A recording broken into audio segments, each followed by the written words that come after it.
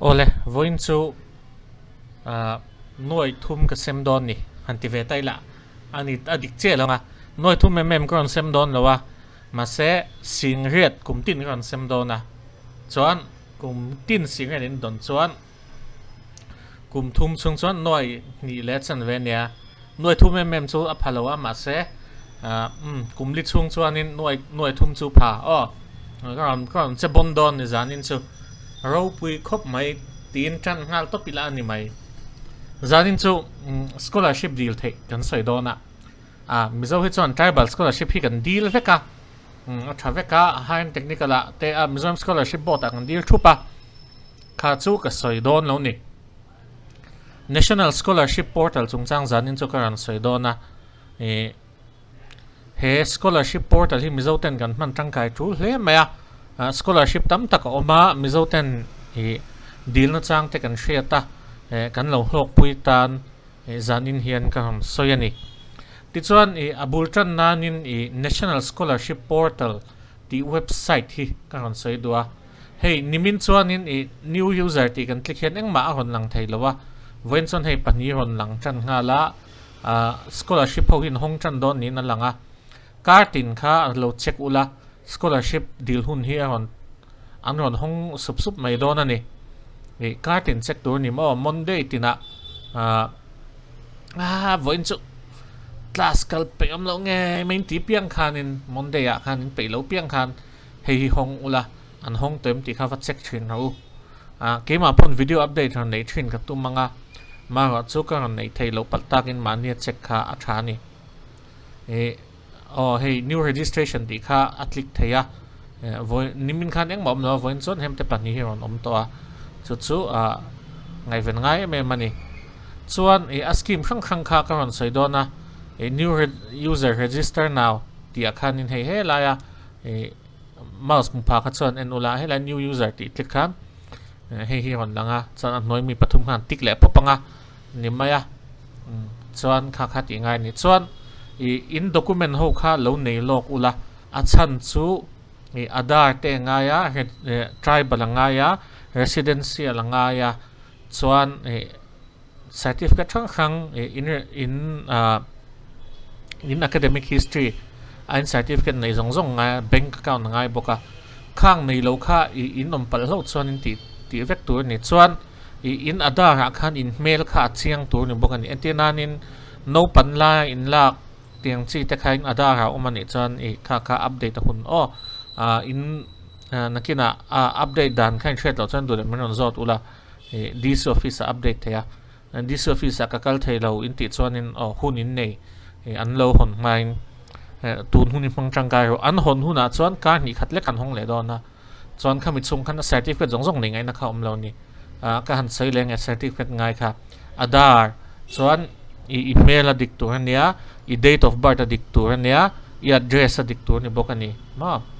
chuan chu baka tribal certificate angai chuan chu baka residential certificate angai bokani khang ho pathum tal kha lo nei ula chuan in admission huna khanin in admission documents ta kha engma kha pailo tu ani kha atangkai le theivek chuan askim khang tu na chuan kan soi chananga kan soi tran main kha hon soi lok kha ka duwa chan chu adona lo en chau ha sa hei document ka vatia ti vel kha om le chau dona ka khesa veka kha teng kha chu khongai om deuh khanin ni chu fa poi ve kha ka teng ama se ka ru kha chan cho tak ka ti mai thei ni ka ti lo nan cheu tu na document lo nei sa ro ma saber chuan PM USP Y yo jana ti to pen om bezia hei hi ST student stan ania singhiat sangni scholarship thar kum tin an pe ni heng ho hi graduate le postgraduate zirtan ania chuan professional course zirtan ani boka ti chuan hei hi score sa nangai de uleka 80% kha angaya ma se 80% mu phalo tan han thil dang kha ting nakina kan soi don ania 80% tan hi a deal thea 80% class 12 mu tan deal thea chuan AI kha kha chu thil dang nen a deal kop thei lo ni chuan monthly income kha 4.5 nuai khami nuai lampang kha ni nga chum yom zia chu hemi hi hemi deal du tan chuan income angai ni o income certificate nga ni ching khan ka soilong ka kha income certificate polo nei long vek ro chuan hey renewal tan te po a ti le the renewal kha chuin omin ka khelawa a fresh tan khan ani maya 12 80% 80 percentile chungnam hutan ani ma 80% tina no percentile chu mi chu tiza chun examat chu mi 80 percentile ne chon 80% ho kha nang mai ti chen ni ti na kha ne mai ni ka kha ania ma set percentile hi kan man lo wangin tin nge ti don ka khalwa percent khan lak top me ni ma se hi po hi percentile kha om lo wang khan deal kha so lo mai thei ni a chan chu a percentile tak tak kha Mizoram a chuan an shredon chong lawa deal popula in mu ka ring tala tribe che lawa ma chu in mu ka ring ani a deal kha chu deal chau thaya chuan kha graduate tan sing khat sang ni ania graduate tan kumtin chuan post graduate tan sing ni nia kha tam tuk lawa se kan na tran sawa video lúc mình mở lỗ là xin khát sáng nên cần chân phốt này sẽ xem miệng lâu nè xin khát sáng này he Mizoram scholarship board ta India la thì mình xin khát sáng này India bốc hiền ăn petable ăn châu cái hình chan chu Mizoram scholarship board hiền thì mình National Scholarship Portal là hiền anh riêng lúc đến lâu nè state đảng chuyên riêng đối với cái thằng Mizoram mi anh riêng lâu biết cái khá lâu so national merit kam min sei po merit khala om ne ta ni hi class class 10 class 9 le 11 a 60% 55% mu class 10 a 60% mu a khang ho tan khan a theya te chuan kumtin miss nuai khatan pe a singhat sang ni an pe zia bokani chuan state tin a khan quota kha oma kha kan quota khan kan deal phalo em central merit kam means ti te hi I deal na chang kherang hriang 60% mu hi in tam ti ka hria pu si apo seat in dai lo nia 12 60% mu chin chu national te na 60% mu phei chu in tam lu tuk ti ka hria ni deal na chang kha te o ti hian a om topa chuan ni tu man deal na chang an shelawa tikhanin ke man ni ang te hian auditor te ngati nge in va petlem ve in advertise thalo mi tin kan vazota thei top kan solom sarti bak kha chan na tu khan nei big chong lo tikhanin sarkar sum in lotlin na ta na ka thok tur kha luang han vel mai me a deal thei tur in ni kha chuan hei hi deal ra merit kam min sani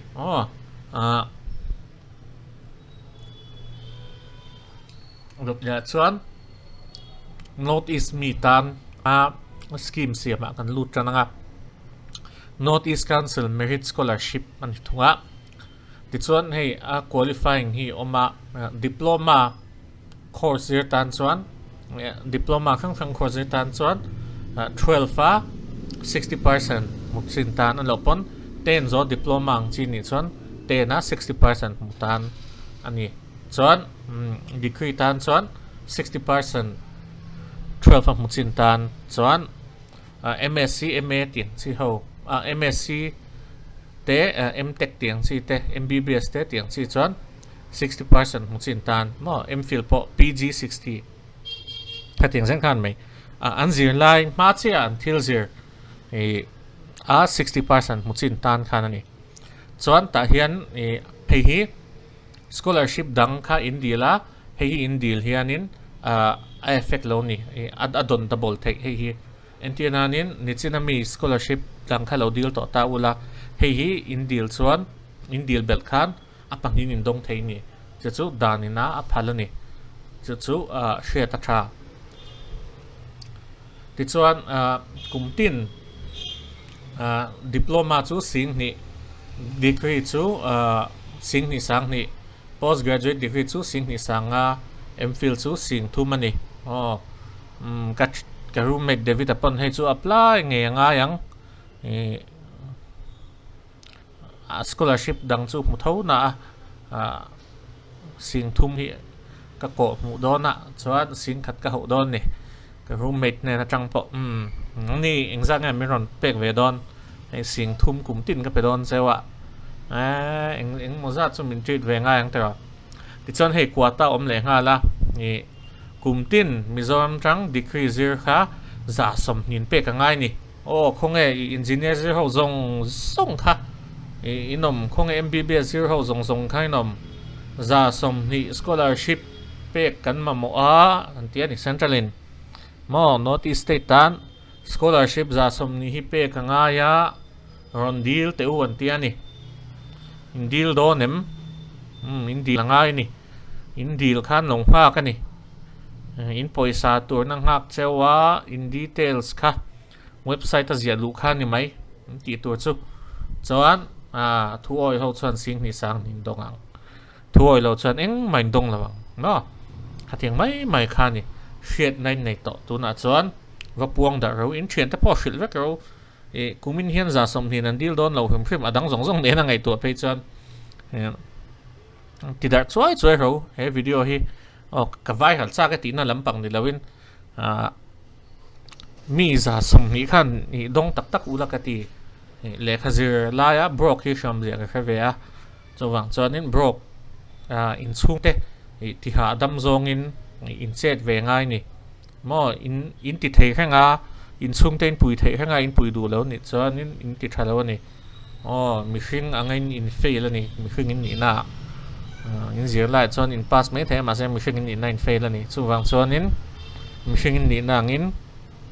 mi hring pa ngai ni na ngin in chung te ti sang khai zong in degree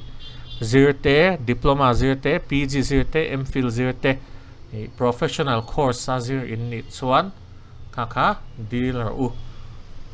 chuan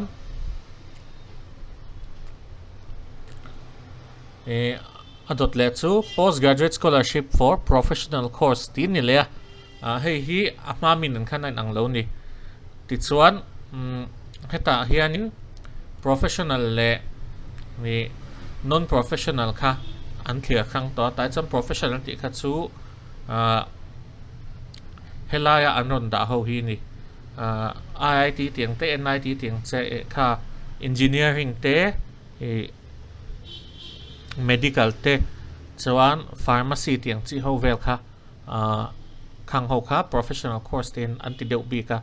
mi sang khat SCST kha an pezia hei hi chuan kha adil theya chuan scholarship hi sing sang riat ani Mizote nga MTech zir zong tan chuan hei hi deal vek tur nia ma mi nen khan in deal kop te po kha swallow mai thei ni hei hi deal nge tur ni sing sang riat ani chuan sang riat deuh tho nia kum khata chuan in engzat nge niang sing riat sing kwa atling chho thei don ani chawang chuan din nge ro kum khata sing kwa chu atlem lo nia in chung ten sang khai pha via wang student ni la in ti thei chuna nia sing kwa kan chho to ni chuan course dang tan khan adil thwe thei thawa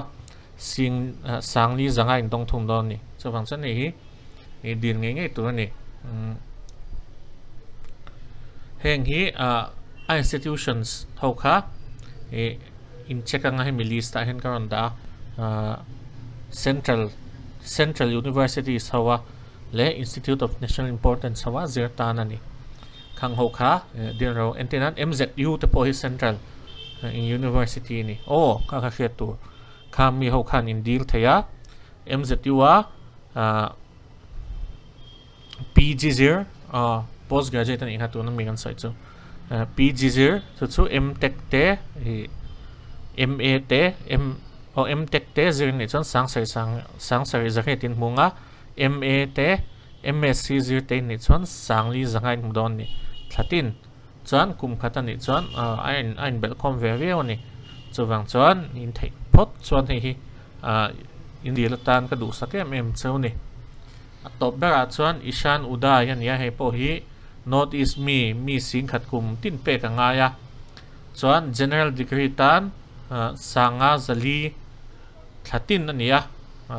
kum khata chuan sing ruk le mazat an don ni chu sing sari deuh tho chuan technical medical professional paramedical course tan sang sari zariat ania kha dealer kumtin mi sing khat pe ka ngai kumtin mizo hi engzan nge password in shem heng zero ho hi kumtin 12 pass chuak zat han ngai to ula chong khang ho kha sing khatan tlengem hi di langai ni student te poka ka deal tier traina ka thuoi te kha an oma ka thuoi te chon hin tong to a ka thuoi lo te kha chon an dong lo ani thuoi tu sa hen national scholarship sport ala scholarship deal ruti ma chuan chumi tan chuan tuna a document ngai zong khalo ti vek ru tribal residential income te chuanin khang ho zong ni china ka soi zong kha lo deal vek ro in adar te in thei chuan pan card nei bokula bank account nei bokula khang zong kha lo nei vek teu deal huna khan on sam te tia fill up zong khan ni mai dona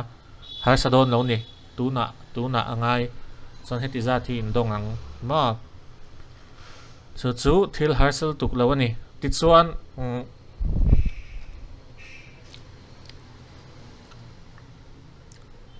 fellowship deal ho zinga khan PG le PG tan khanin nichina ishan uday ma che kan soi postgraduate tan khan initial sorry hey a scholarship dang ni national fellowship and scholarship for ST students ania hey ST student postgraduate zir khim tan khan ania MPhil te MA tiang chi ho zong kha a huam vek ani ni chin khan a dang ho kha ka soi to a MPhil te MA zir ho zong tat khan ani ve thunga chuan he scholarship hi lo deal vek ula scholarship khang kha oma zobel du nei kha chuan min ron zo tanga